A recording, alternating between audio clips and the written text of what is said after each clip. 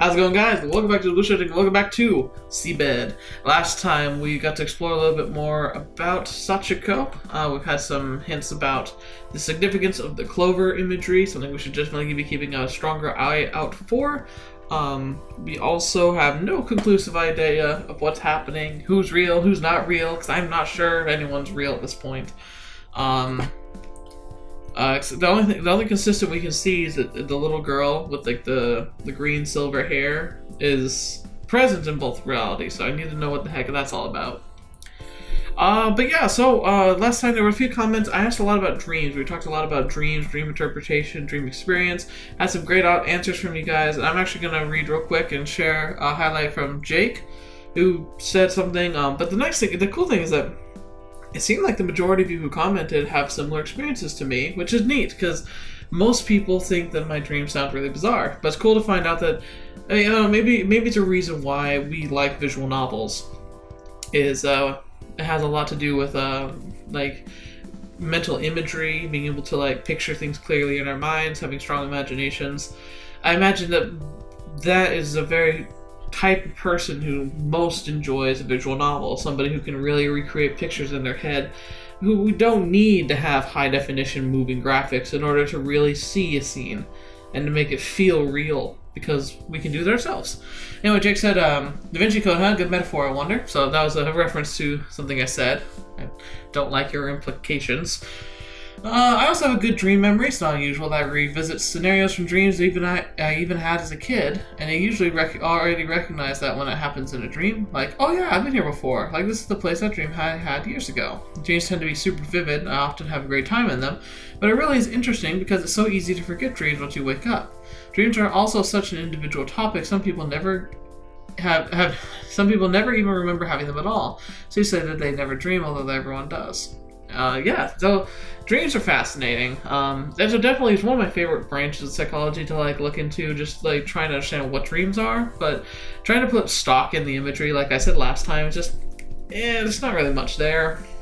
Although, come to think of it, my wife has had extremely vivid dreams, like when she becomes pregnant. Like, it's uncanny. Because she's called it twice now. Granted, the second time didn't fully happen, but she did call it before like any pregnancy test would ever be able to give it detecting a positive.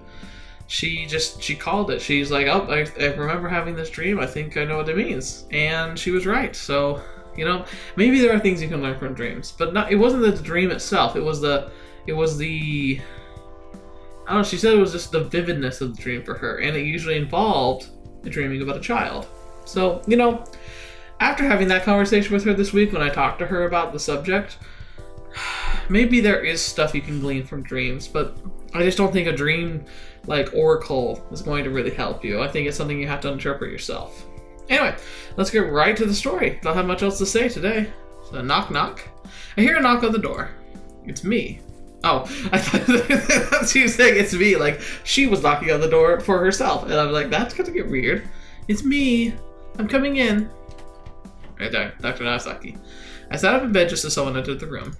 The person closed the door and turned around to face me. Is something wrong? I looked at her face, narrowing my eyes. Narasaki? Are you still half asleep? That's strange. I thought I locked the door. Narasaki made a puzzled expression and tried the knob again. Well, it certainly wasn't locked unless I'm strong enough to break the door without noticing it. Are you already going to sleep? If that's the case, I'll go find something else to do. It's okay. I thought it was too early to sleep anyway. I'd rather not wake up in the middle of the night later. So once again, did she lock the door? If she did lock the door, is Dr. Narasaki real? It's hard to know when someone's going crazy. Okay then. Narasaki sat down in the chair at the end of the room, right next to the window. The same one she'd used when we played chess.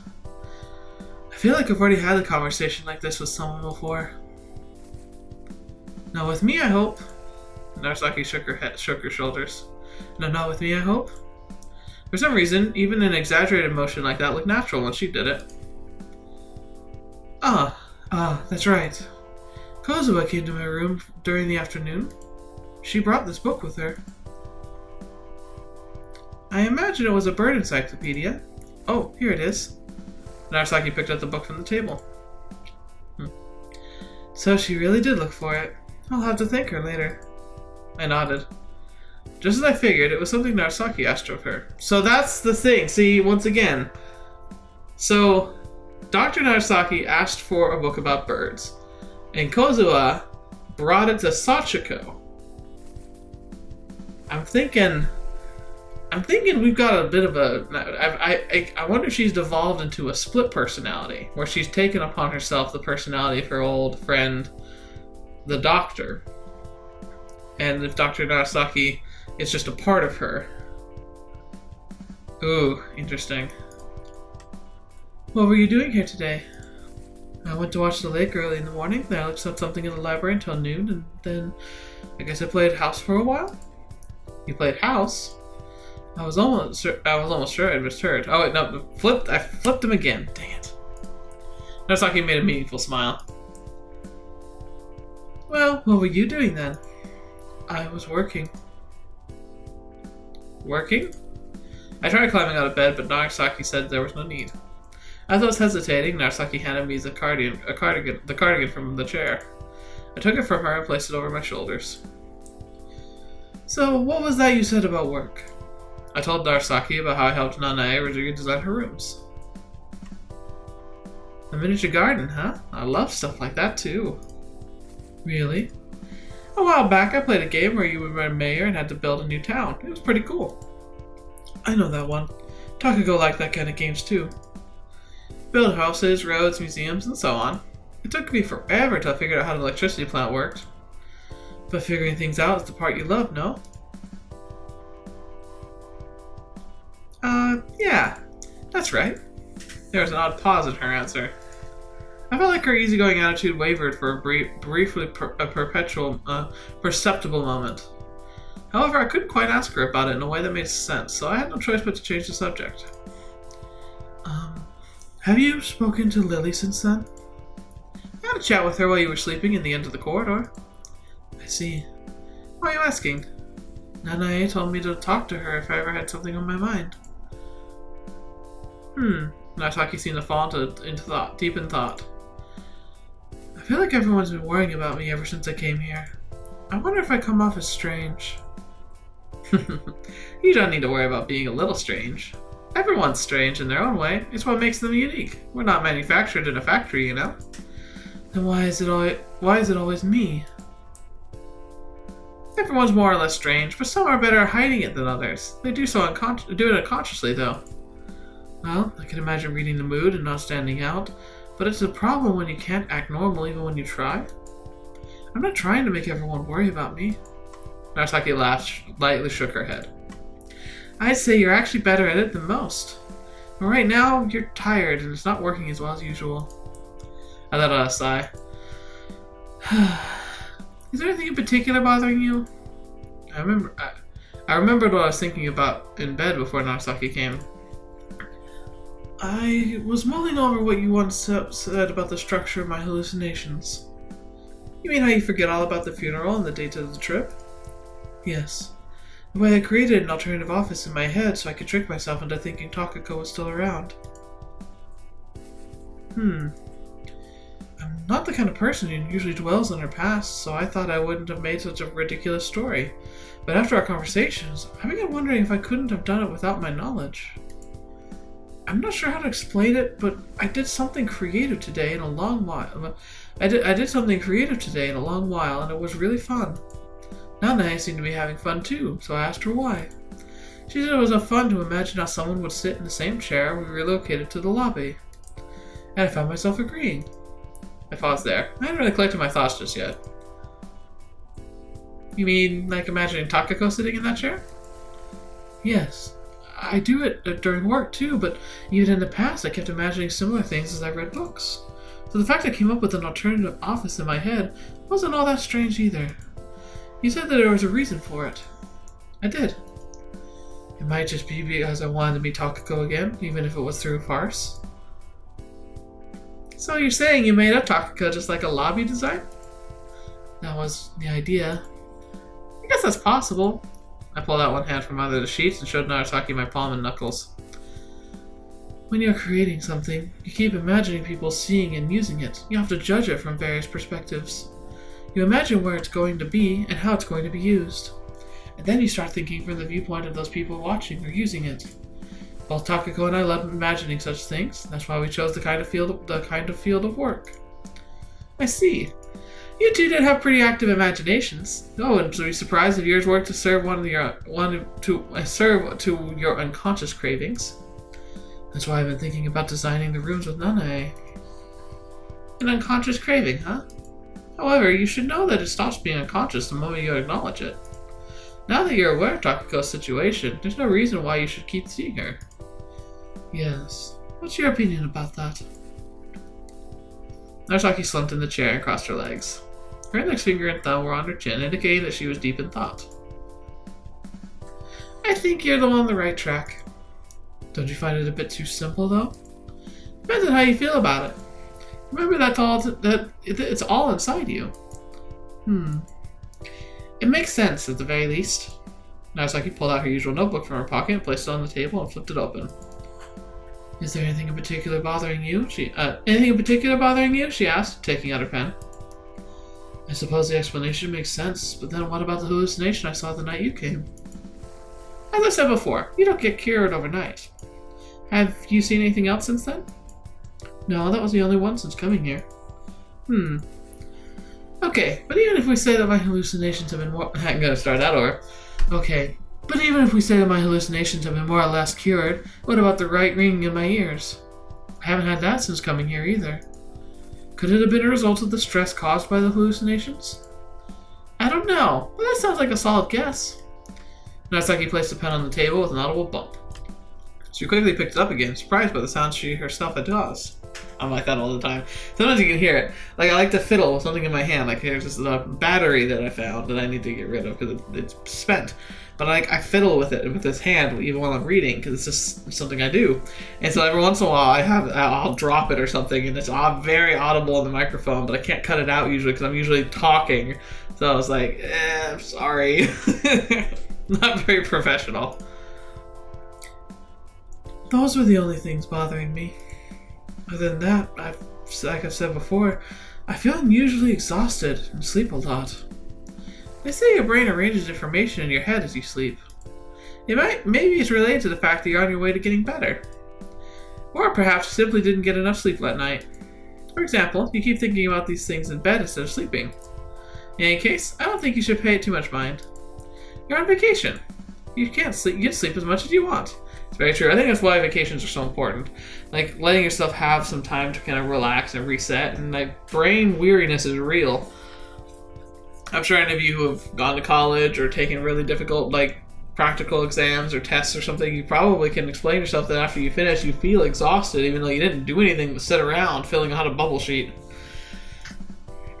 I could sleep as much as I wanted. I suppose so. Narasaki made a gentle smile as I said that. Suddenly, I felt an odd sense of discomfort reminiscing of the tiny drops of water falling on my head. I have a feeling I'll be able to sleep well today. Thanks for hearing me out. It's no problem. I mean, that's what I came here for. I thought back on the sense of discomfort from just a moment ago. I realized why I felt that, because Narasaki's smile seemed somehow different from the way she usually smiled back at the clinic. You going to sleep? It was still early, and talking made my drowsiness go away. I felt like I was talking a bit more. No, I'll stay awake for a while longer. Okay. Narasaki smiled.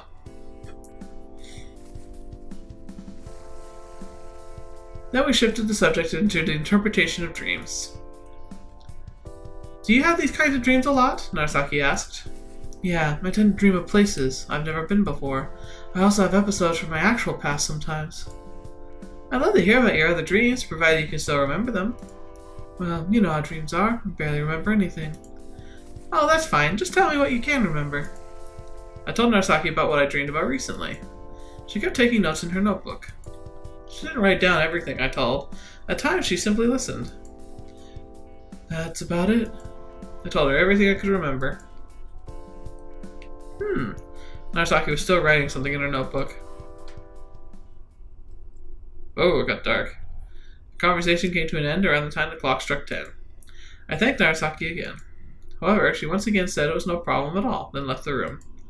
I turned off the lights and closed my eyes. For the first time in a long while, I fell asleep right away.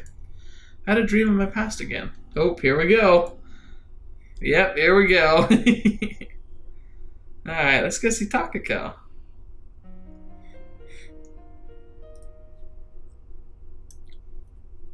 Alright. Interesting. That's a tiny little playground. And the sand in the sandbox is powder-like, as though it was delivered here straight from the beach. I could spot pink and white pieces of shell mixed into it. Takako overturned her water-filled bucket. As the sand absorbed the water, it changed color. She scooped up a handful and put it on top of her mountain. One of the coolest places there are, I believe it's in southern Utah, though I'm not sure. Oh man, it's so sand of course is like powderized coral. And if you find sand dunes, typically it's the remnants of oceans that once existed. And there's a place where the coral of the ancient ocean that once covered the western United States was pink. And so there are actual like dunes of this like, it's not pure pink, like you're not like cotton candy pink, but like where most sand you see in TV series is kind of like the white yellow sand. And then most beaches tend to be like kind of like a darker gray kind of sand. If you are freshwater beaches especially tend to be more gray and speckled. This sand was, how do I put it? It's like a mixture of orange and pink, somewhere along that lines. But it's really interesting. It's really pretty. It's one of those places that if you happen to be traveling in the United States, especially in the West, like there's so many cool places to visit, but they're places that you would never learn if you like are watching TV. You really have to go and like find them. But like the coral, the pink dunes, Zion's National Park, which has like some of the most crazy rock structures you'll ever find. That's also in Utah. Oh, there's a really cool bat cave in New Mexico that I grew up nearby that I remember like still to this day. I loved going to that. There's a lot of cool stuff. Sometimes I get envious of the travel vloggers. Like there's a travel vlogger I really love following called International Me. I think I mentioned her before actually. But she does like tours and shows off places in Japan to visit. It really inspires me to want to like visit Japan, and especially to go when I do visit, to not just get caught up in the tourist traps in Tokyo, but to go and visit other places in Japan that might be a lot more isolated, like in the countryside. Like it's really nice to have that. I kind of wish I could do that here in the United States. It'd be really fun to show off the places that I know and also like to discover new places, but I just don't have the time. Were I younger, single, and in better shape, perhaps I could have made a travel channel, but I don't know. That's not in the cards for me. But if you've ever thought about doing a YouTube channel, I feel like we don't see a whole lot of travel blogs or vlogs for the United States. But that could be useful. I mean, there's plenty of us here in the United States who probably miss like some really cool places to visit. And I'm sure the international communities would be very interested to know, like, if they're coming on to the United States on vacation, that they don't have to go. The things they see on TV aren't the only places to go see. But I don't know. I'm sure other people do it. I just haven't found those channels very much because I'm not looking for them. But anyway, blah blah blah. Sand is cool. It reached all the way up to her belly button. Let's see. This should be good enough. Let's make a tunnel next. Start digging from that side. Takako started digging without waiting for my reply. The sand was still wet and showed no sign of crumbling away, even when I dug a hole in it. I continued digging until my hand passed through it and touched something soft. Ah, it's her hand. Aha! Takako tried to catch my hand, so I pulled it away. We have to connect it properly so it can pass through. What can pass through? We made both our holes wider to strengthen their walls with more wet sand. We're going to make a water channel pass through this. I'll go bring the water hose once we make a place for the waterfall here. Oh, this is what she mentioned earlier. They're going to be angry again if we use the hose without permission. Relax. I made sure they won't find out. We continued working in silence. Oh, that's quite a mountain there. And I see you've even made a tunnel. Oh, listen. Oh, whoops. Once again, no clue was the information. Oh, there's quite a mountain there. And I see you've even made a tunnel. Oh, Miss Nurse. The kindergarten nurse came to check on us. She wore an apron with pink tulips embroidered on it. What are you making?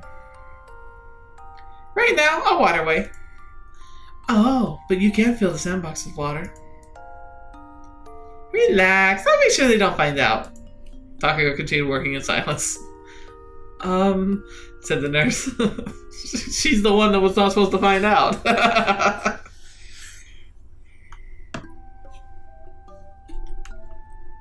The chilly air in the room woke me up earlier than usual. I went out for a walk to kill some time before breakfast and ran into Lily as she was sweeping the leaves off the path in front of the entrance.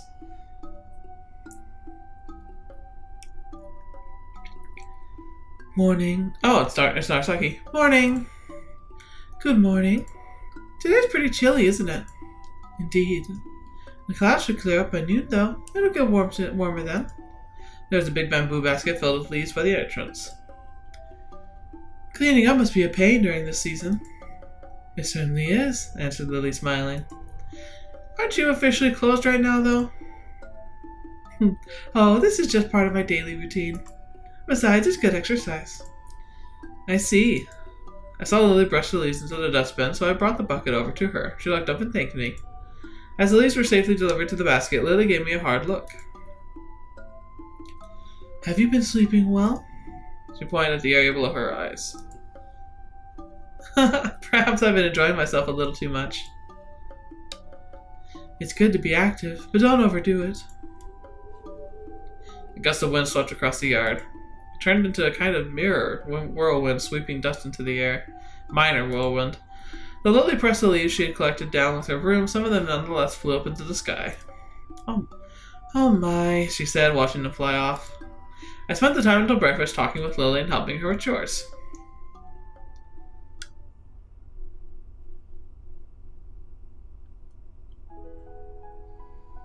Okay. I heard a high-pitched voice next to me. Can you hear me? Yes. The person that voice belonged to had her pale eyes fixed on me. I looked around, having just been pulled out from the darkness of a deep thought. I'm sorry, what were we talking about? Are you growing senile? A beam of light fell directly on the table, illuminating the tiny pieces of dust on it. I was surrounded by countless books, almost as many as there were stars in the sky. A cute pale-haired girl was looking at me. I got lost in thought. I do that too, but I'm never in front of people. You're absolutely right. I'm sorry about that. I was asking what kind of children's games you were talking about. From the tone of her voice, I could tell she wasn't really upset. I like playing in the sandbox, or with dolls. Just how many years did you spend playing with those things? We were talking about children my age. I mean, it all started when you asked me if I played like other kids my age. Hearing that, I finally recalled some of our conversation. Kozuo stared at me with suspicious eyes. Well, you can ask your classmates about that. Kozuo leaned against her chair.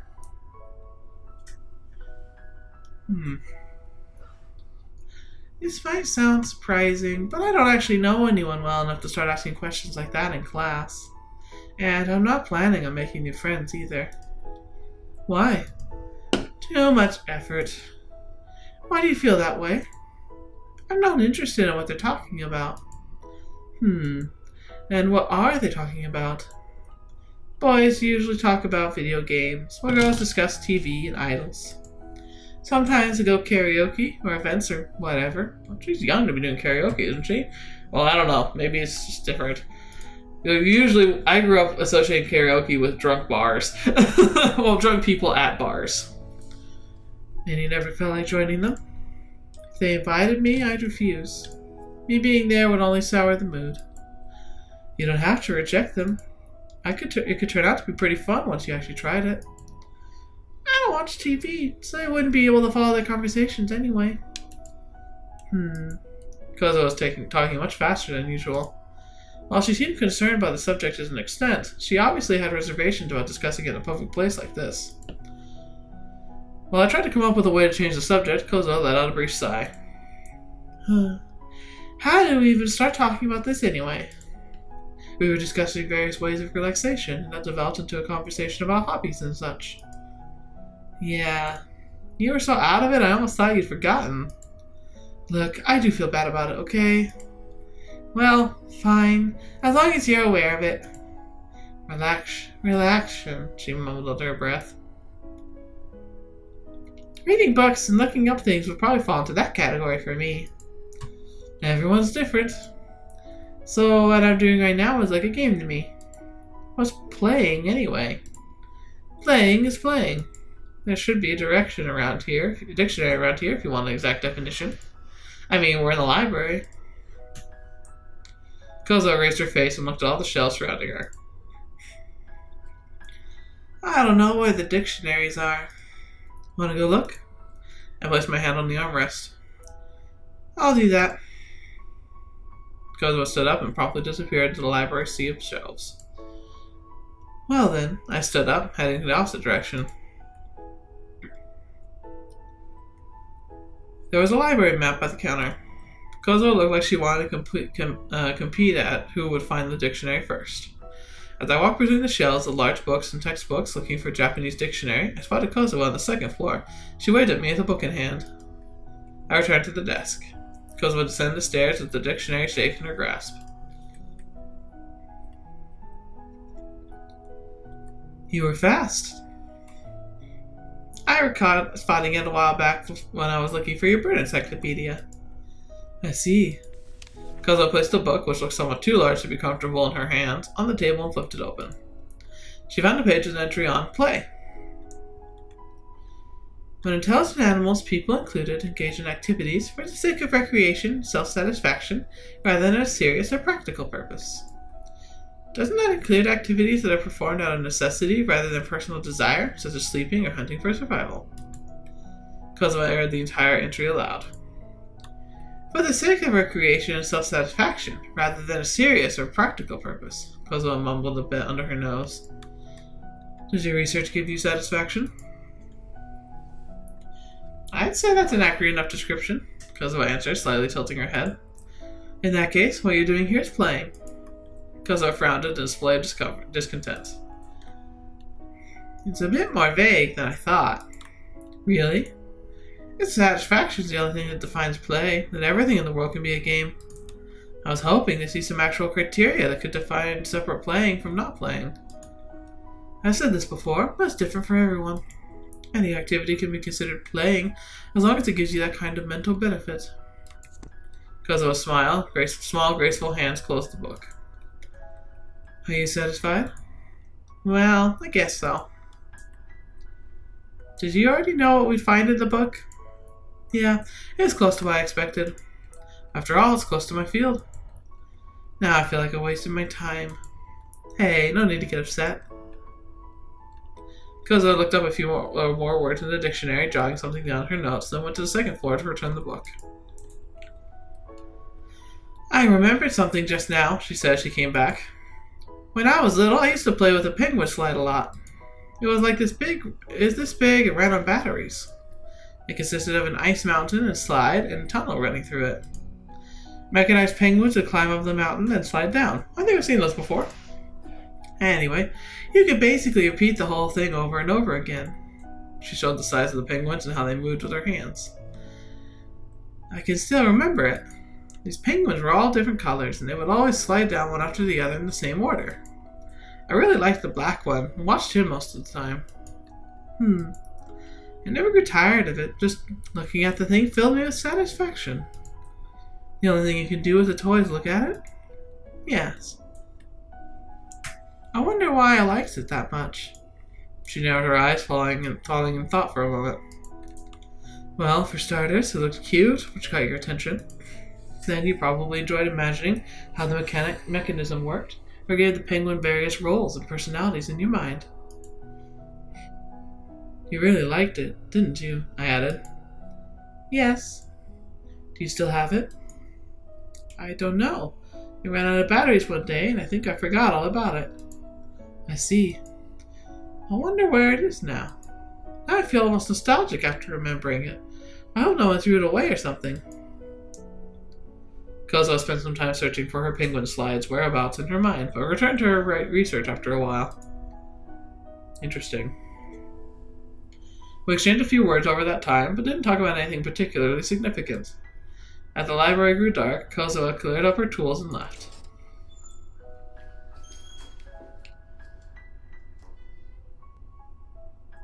I figured I could accompany her until the tunnel.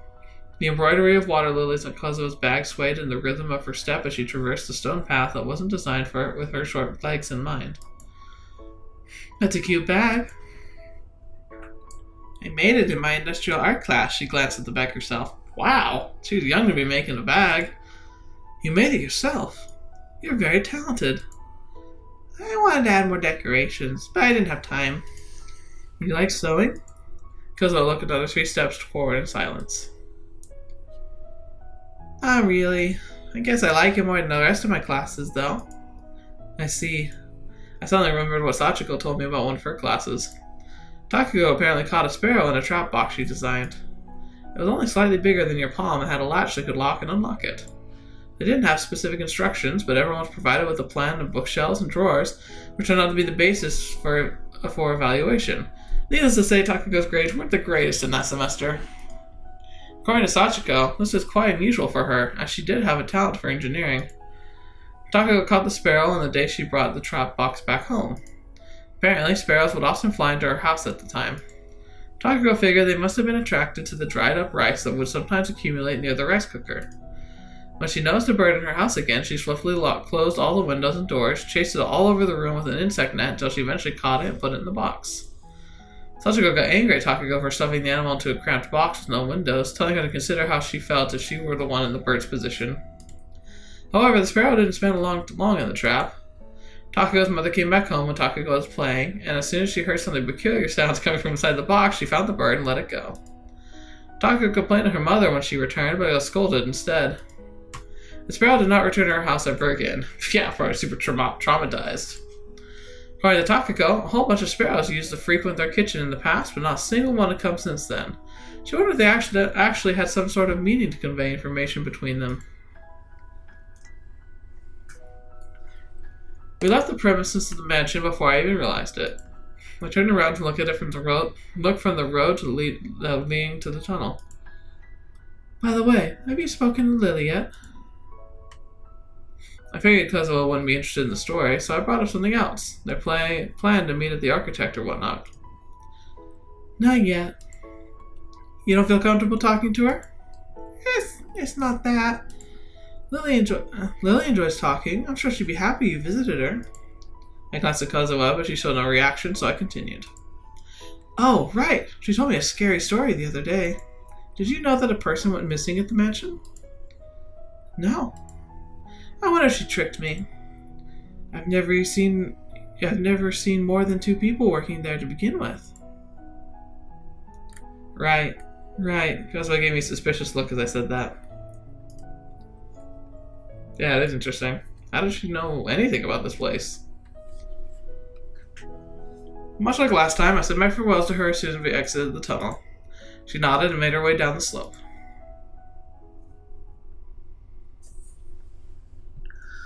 Oh, interesting.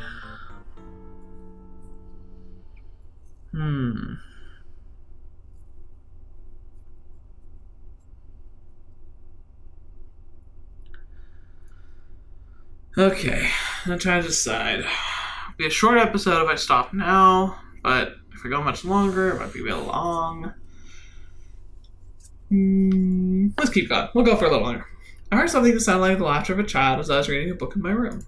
I looked out the window to see 2 children playing with the snow. They disappeared behind a row of trees, leaving behind only a set of footprints. I didn't feel like going back to the book. The snow sparkled vividly in the warm sun. I felt like finding someone and having a conversation. Anyone would do. As I was putting on my sweater, I spotted an encyclopedia on the table. For a moment, I was confused by the unfamiliar book, but I soon remembered it to be the one Kozo brought me. I recalled my conversation with Narasaki from yesterday. I wonder if she forgot it. I considered returning it to the library, but instead decided to personally hand it to Narasaki. With that in mind, I placed the book in my handbag. Alright, let's talk to someone and ask if Dr. Narasaki's here. Well, I guess if we're having hallucinations, though, Nah, that won't work. As I walked through the mansion, I realized something was odd. It was a distortion of some sort. It was a distortion of sorts. Although the windows on the first and second floors all opened to the same area, they gave me different views. Whoa, what the fetch? On the first floor, I saw a port town in the mountains, while the second floor windows gave me a view of the inner yard, which was supposed to be on the other side. The number of rooms and windows didn't seem to add up either, while the ceiling seemed to rise higher and sink lower depending on my location. Wait, what? Huh? Could this have been the result of a renovation, or was the place always designed like this? I wonder what could have led to this. Even after exploring all these floors, I ran into no one. What the heck? In the end, I went outside, letting the chilly air bite at my exposed cheeks. I couldn't see a soul around. The children had probably moved on somewhere else. Snow had piled up quite high in the area of the fence. I could see the footsteps on it. Okay. I followed them, only to realize they were leading to the inner yard. I'm confused. Is the layout of the house is weird? Got an itch on my foot.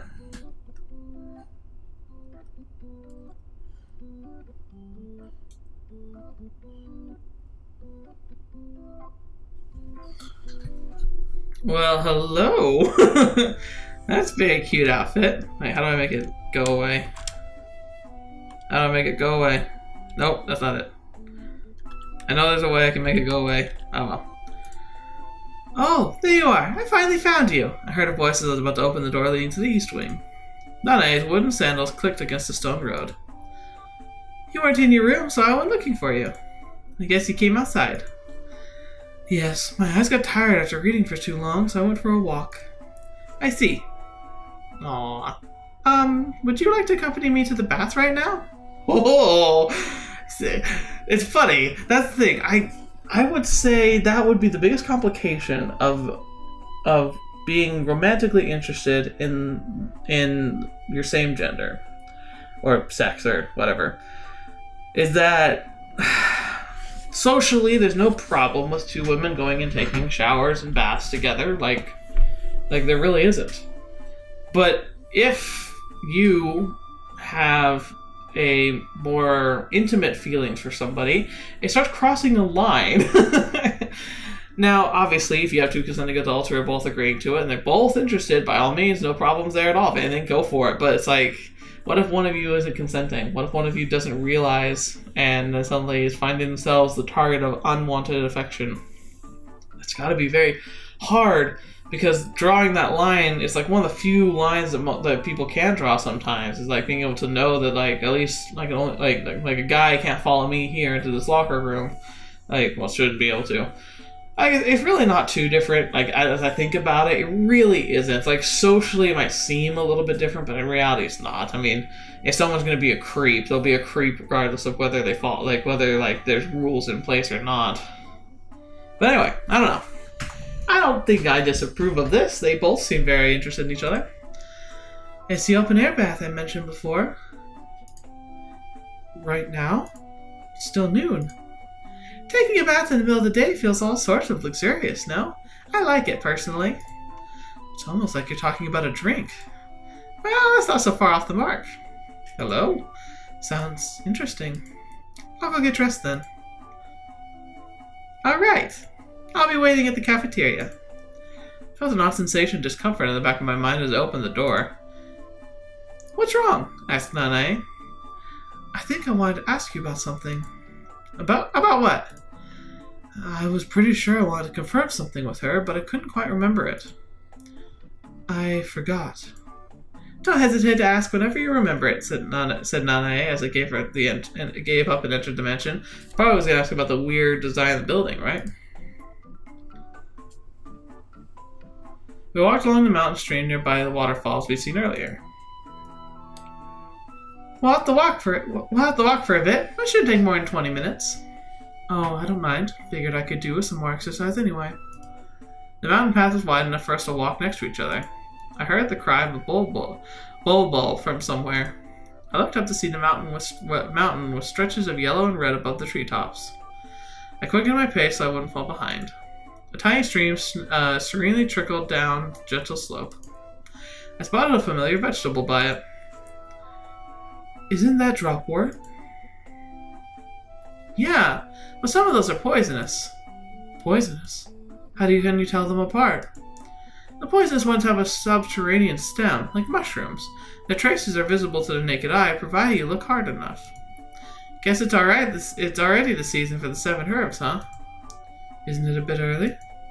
You can already find them in the mountains. At least the shepherd's purse and the henbit. How about we pick some on our way back? I can make tempura with them later. That sounds nice. Ah, tempura. I spotted what looked like a big cave at the end of the road. Are we passing through this? Yeah. Scared of the dark? Not really.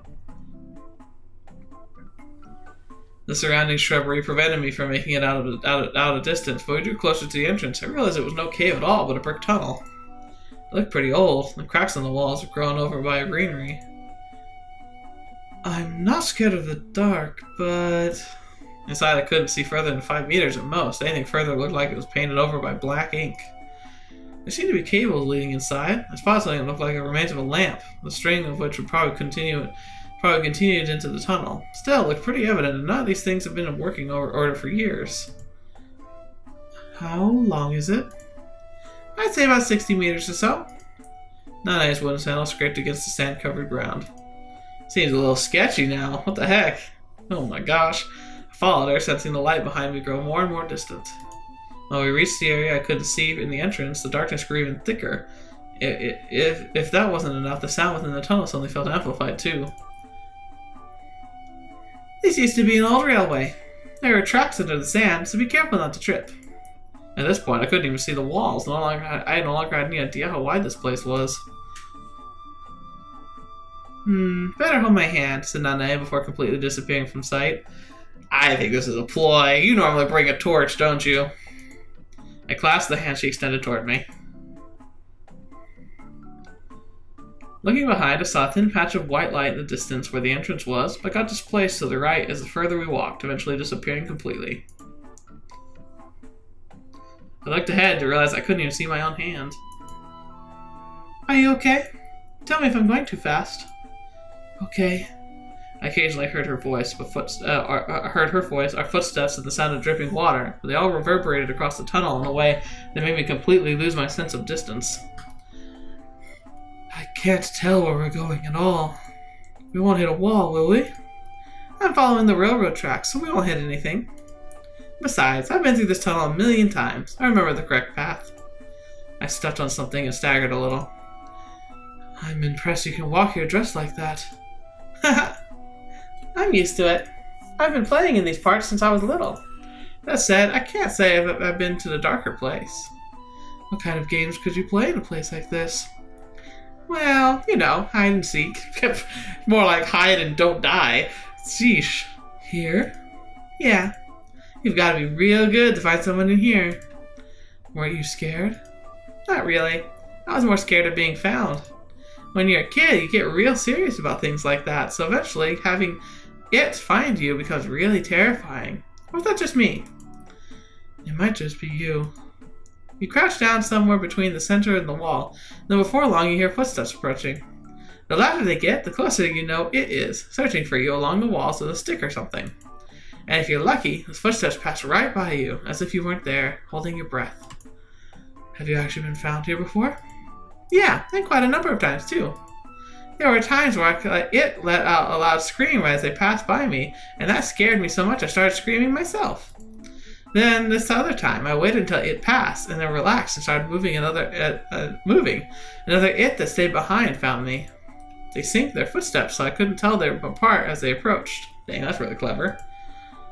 I'd start crying if those things happened to me. Anyway, that's why you're so desperate not to be found out. You can't breathe when someone's passing by you. Even your heartbeat and the flow of your blood feels too loud. The trick is to think you're a stone, or another railroad track, or a stain on the wall. You've got to become one with your surroundings. You've got to believe you don't exist at all. Oh, that's kind of a low blow. Oh, your game is seriously scary. Yeah, one time I actually fell asleep. Or maybe I really ended up believing I didn't exist.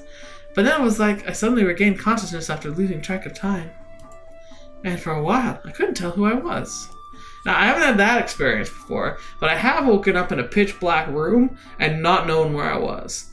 And that freaked me out. Like, there's that panic where, like, I literally had no idea where I was. I couldn't see my limbs or anything in the dark. I don't know, I don't think I even realized I had eyes. I eventually ended up staggering out of the tunnel, my mind as empty as ever. Only once I saw myself in the evening sun, along with all the familiar trees, streams, and library in the distance, did I remember who I was. As you can imagine, I hurried home right away. Freaking terrifying, good grief.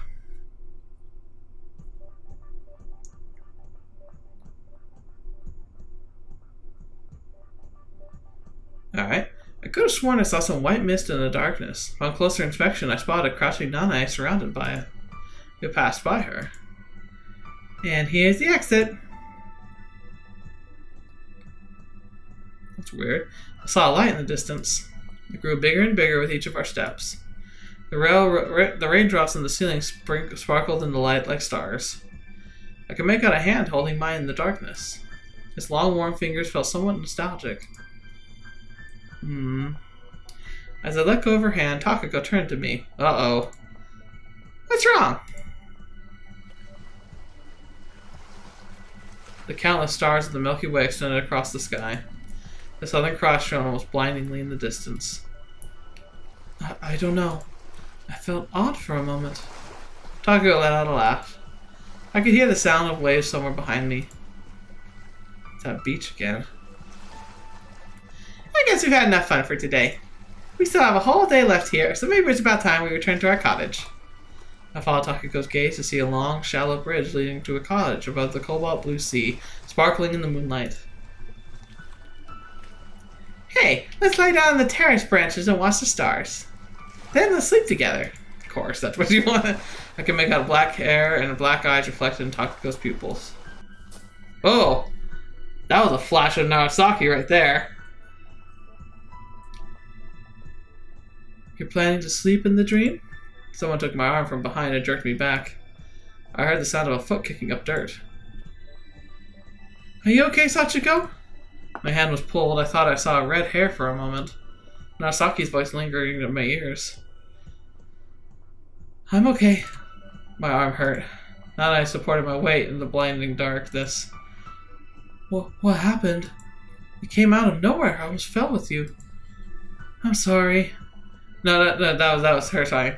I'm sorry. The exit's just a few steps away. That was weird. Ooh, what the heck was that? That's like, there was like so much of, ooh. There's a lot to unpack there. Oh, and it's getting late. Should we save the bathhouse for the next time? I think we should. It'll be a nice treat for next time, but ooh, let's talk about what just happened there. So she's walking through the tunnel. As I start to come out, she gets nostalgic, and then she starts seeing Takako. And she starts reliving the events of the island that we opened up with this visual novel. And then it all started to fade as Sachiko fell. We saw a flash of Narasaki, and Narasaki's voice saying, Do you plan to dream within your dream? Or do you remember your dream within your dream? What did it actually say?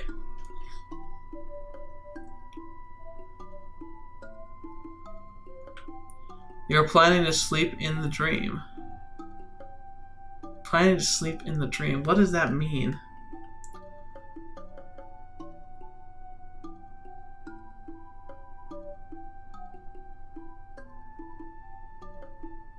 Interesting. So you're planning to sleep in the dream. Someone took my arm from behind and jerked me back. I heard the sound of a foot kicking up dirt. Are you okay, Sachiko? And as my hand was pulled. So it's like she started to fall forward, someone pulled her back, and then she was being pulled forward again. What the heck happened? That is very strange. There is something very odd that's happening there. You're planning to sleep in the dream. So is Sachiko's world a dream world? And she started to step into another dream world in that dream world. Interesting. Maybe? I don't know. Very, very confused. But yeah, let's save the hot springs for next time. Let's take some time to think about what just happened there. I really want to digest that, and I'm pretty sure this next scene is going to be all sweet, lovey-dovey. Aww, you know, like we might as well just give our full attention to that when the time comes. But man, that was ridiculous. All right, well, jeez, I know you guys can't spoil anything for me, but I have no earthly idea what to expect from that. I'm hoping I'm reading the situation correctly. That like she stepped into like that alternate hallucination, possibly, whatever that was. But then she heard Dr. Narasaki, she felt a jerk behind her, and then she was being pulled by her hand to keep her from falling. And then she had a brief like flash of seeing Narasaki. Oh, ooh, it's interesting. It's weird. What's happening? Ooh, it's weird. Anyway, well, that was fun. Thank you guys so much for being here today. Thank you so much for spending the time with me. I hope we can start figuring out what's going on. I'm getting the feeling it's going to start dripping hints now. Hopefully we'll start getting some actual answers to the next few parts. That would be really handy because it's been a while since I felt like I even had a grasp of what's happening. But yeah, hopefully we'll be able to figure some stuff out pretty soon.